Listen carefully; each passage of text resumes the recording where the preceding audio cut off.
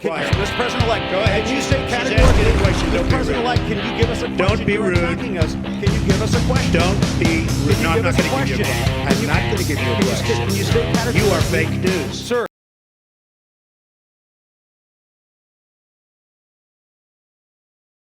Hi, I'm Dr. Dave Janda. Welcome back to Dave versus the MSM. I'd like to thank you for joining me today. I hope you'll join me this Sunday on our Operation Freedom radio show. You can stream it live, free.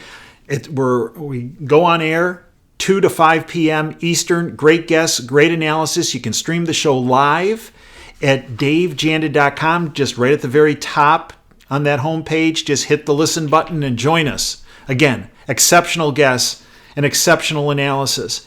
And in particular, we're going to look at what's been going on with Iran and Iraq. Now, if you haven't seen the videos I posted this week, Monday I posted one of my segments from the Sunday show, and then on Tuesday I posted a two-part section on the Soleimani extinction event. There are a number of folks that gave me grief on that when I pointed out the fact, as I did on Sunday, as I have for several years on the radio show, that Soleimani wore a number of different hats, one of which was a general, if you will, in the Iran Revolutionary Guard Corps, in particular the Quds Force, their terrorist arm, if you will. But that was just one of the hats he wore. The bigger hat that he wore was Director of Terrorist Operations for the International Deep State. And many of you had a hard time accepting the fact that of what I put forward, of which has been confirmed by various military sources of mine, that Soleimani was on the ground and leading the operation in Benghazi on the terrorist side of the equation. Well, President Trump, if you listen to his press briefing on Thursday, January 9th, said that Soleimani was a really bad guy. And in fact, President Trump brought up Benghazi and brought up the fact that, Soleimani led that terrorist operation in Benghazi. Exactly what I've been telling you for years. Go back and watch that video I put out on Tuesday, the two-parter. Go back and listen to the segment I did last Sunday's radio show that we posted here on YouTube, free of charge, on Monday. The title of today's presentation is President Trump trumped the deep state's World War III. That's right. I truly believe, and I said this before and I'll say it again, the takeout of Soleimani was a preventive move. Preventive move for more death, destruction, and chaos that was about to be inflicted by the deep state on not just the United States, but upon the international world as a whole. The deep state has been itching to get into World War III for years. They have had a number of provocations trying to bait President Trump into World War III. And there were a number of people around President Trump, deep state players, that were pushing him to take the bait. But he did not, and has not. Let's look just in recent memory of how the deep state tried to provoke President Trump just in Iran. They commandeered oil tankers in the Gulf. And if you watch the bought-off mainstream media, this is a terrible event.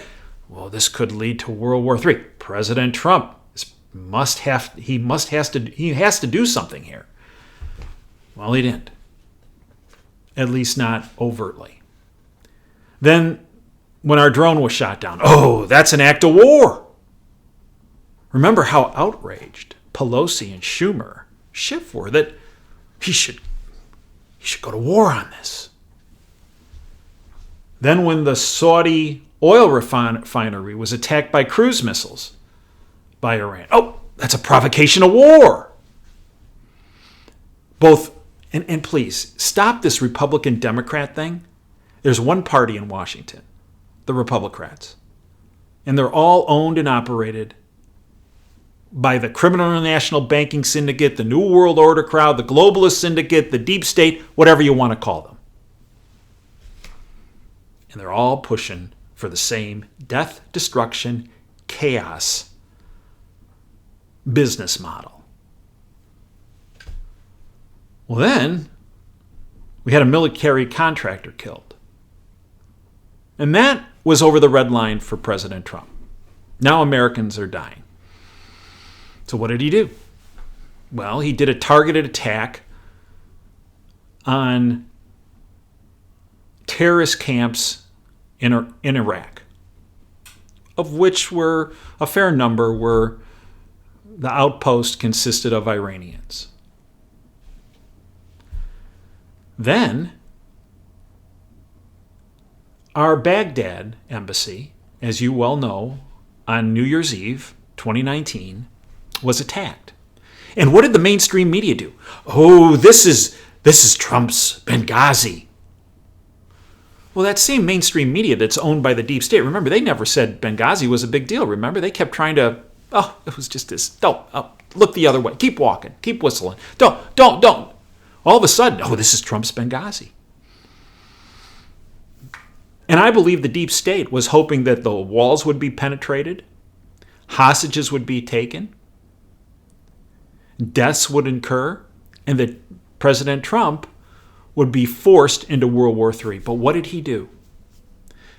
Rather than wait, he took the information provided to him through his military intelligence sources, and he sent Apaches over with flares. He sent Marines in to defend the embassy and the people in the embassy. And the terrorists pulled back. And then what happened? On January 2nd, 2020, the head of terrorist operations for the deep state, Soleimani, was assassinated. And everybody said, this is a terrible move. And what did I say in those videos? It was a preemptive move that if the president hadn't taken that move, that there would have been a multi-staged terrorist attacks, plural. Not just in Iraq, not just in the Middle East, but at various places around the world that would have forced President Trump's hands into World War III. He was a step, to say one step, he was probably 3 or 4 steps ahead on this. Took out Soleimani, and in the process, cut the head of the snake off before it could bite. Now, to those who say, well, Soleimani leaves, there's just another bad actor to step in, right? True, but not true. Soleimani was the most vile, evil terrorist in my lifetime. And I'm really old. There isn't anyone in this day and age that could take that scum's place. Period. So what happened next? As you well know. Night of January 7, 2020, Iran sent 15 missiles into Iraq bases of which U.S. personnel did have a presence. No American casualties. Why is that? Well, we obviously have fortified positions. But also, there's information out there that says that through back channels, Iran gave a heads up to not only Iraq, but the United States, that there was a limited reciprocal attack coming. Luckily, there was no loss of life. But if you watched the mainstream media that night, they were just pushing propaganda like you can't believe. MSNBC or MSDNC came out and said, 30 Americans are dead. The president is going to come out for an Oval Office address.